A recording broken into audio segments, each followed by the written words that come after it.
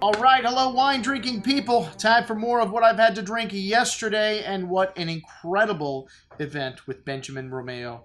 And you can just feel the love in the room. You have collectors that were passionate about these wines. With Mr. Manny Gonzalez brought us 4 extra wines. We only had 2 vintages of the Contador, which is one of the top level wines that Benjamin makes, and we ended up having 6.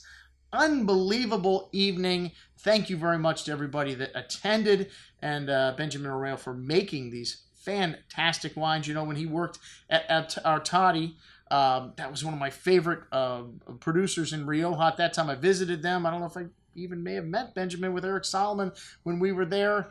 And what an incredible winery, the wines of Artadi. This is some of his family's vineyards. Actually, Benjamin said his father planted one of these vineyards that he was drawing grapes from in the 30s. So his family's got a long history in this part of the world. And he's been making wine under his own label since 1996.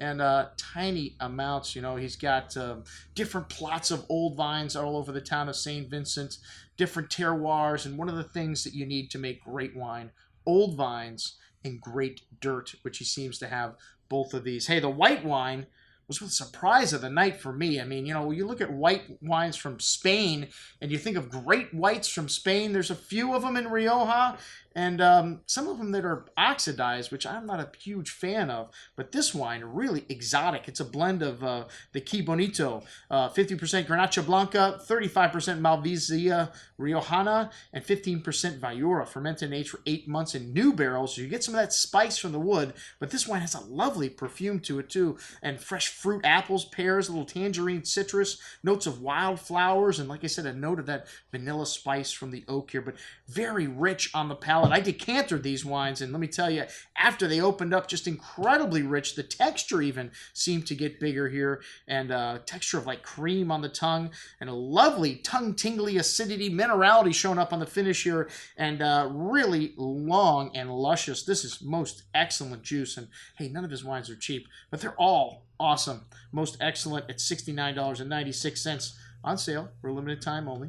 And we've got the La Cueva de Contador, which is basically made from the same vines as the Contador, 100% Tempranillo, cropped at less than 1.2 kilograms per vine. So basically 1 vine per bottle is what he's looking for in terms of concentration here. It does see 18 months in French oak, and this wine is densely packed with black and blueberry fruit, very ripe and intense, and notes of smoke, graphite, dark spices, wild game, really exotic, kind of a baby Contador here, big and chewy on the tongue. This 2009 vintage showing some lovely luscious fruit and echoing that dark spice and nuance from the nose through the finish. This wine's got lots of everything, but in perfect proportion.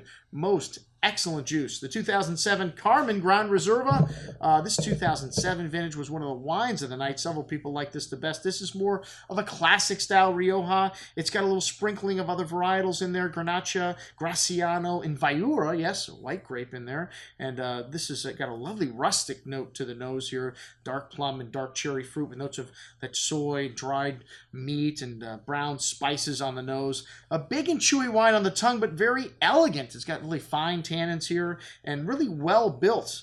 Still quite youthful in terms of its fruit here, but lovely balance. This 2007 vintage seems to have lovely elegance to it and really long finish. I believe you could keep this wine probably for 50 years, even though it's drinking nicely now. And Tempranillo is one of those grapes that deceives you in the fact that it doesn't seem like it's a big wine in terms of aging when you're drinking them young, but I've witnessed 50-year-old bottles of Rioja that are still fabulous, made in this old style. All right, well, a couple of extra wines. When you come to a Wine Watch event, you're going to get extra. And the La Viña de Andreas was up next. And this wine is in a Burgundy bottle, and it's a little different soil here in these vineyards, and produces a more elegant style of Rioja, and very perfumed. I have to say, I love the nose in the O2, which is not considered a great vintage for Rioja, but this is what separates the great producers from the good ones. They can produce outstanding wines in off years, and several people like the O2 better than the 04, which 04 is a much better vintage. I have to say, I like the nose in the 02 better. It had this lovely potpourri of like flowers, really exotic spices, and even though the fruit was a little lighter in 02, that 04 had more concentration and depth on the palate. It still had lovely balance and wonderful length. This is a wine I would imagine you could keep another 10 or 20 years. The 04 definitely. But these wines, just fantastic. Elegant expressions of Rioja, thus the Burgundy bottle. All right, up next we had our flight of the Contador. Yes, which I don't want to say the top wine because all of the wines on the table were exceptional. You know, I didn't even mention the Predicator, which is the entry-level wine, but that wine really soft and drinkable.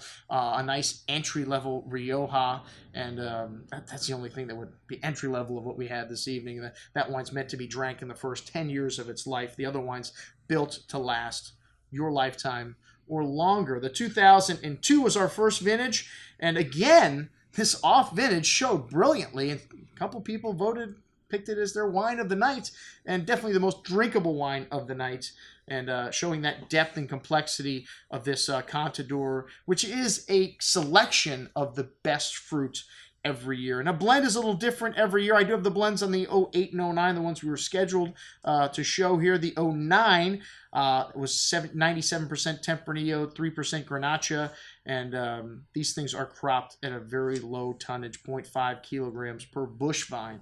So, and it does see some new oak here also, so maybe definitely a newer style Rioja. The 09 and 08, both of them showing that primary fruit. The 08, definitely a little more difficult. You could tell the vintage. The 09 just jumping from the glass with that lovely, intense, dark berry fruit here, almost like a wild strawberry jam-like fruit. Really interesting, and a host of dark spices in these wines, graphite, floral notes.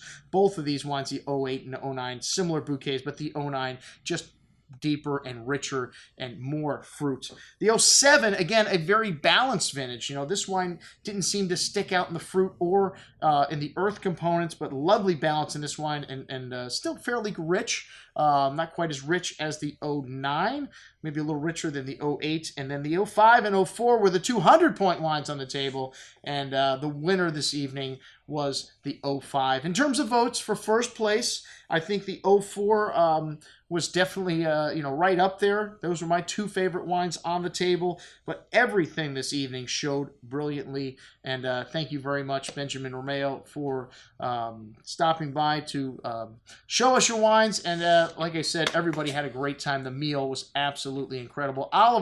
Chef Oliver Saucy, and Eric, who is now helping out in the kitchen there, his son did a fantastic job with the food. The ostrich just cooked perfectly, and man, that quiche dish with the ham on at the end, what a fantastic little cheese course before dessert, and a fantastic time was had by all. All right, that's what we had to drink with our friend Benjamin Romeo. I'm your host, Andrew Lampasoni, signing off for the Wine Watch, saying remember, always drink the good stuff first.